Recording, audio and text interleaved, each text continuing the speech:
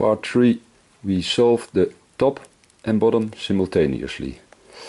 To put a color in the top layer, you look for an orange one. Here is orange, blue. We hold it so. We put it on the place back to the top. We look for another color.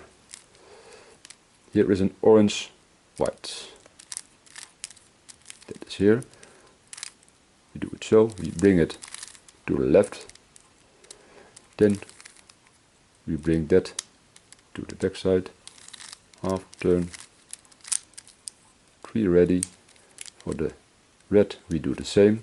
Here is blue. Had to go there. Here is yellow, red. That has to go there. The green. First we send it here. Oh no, here is red, white. You can take that.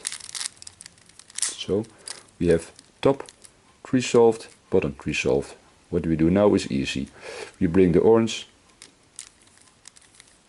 to the left row. The red goes opposite the orange. We put them there. And we turn this halfway and we put them back. And now top and bottom is solved.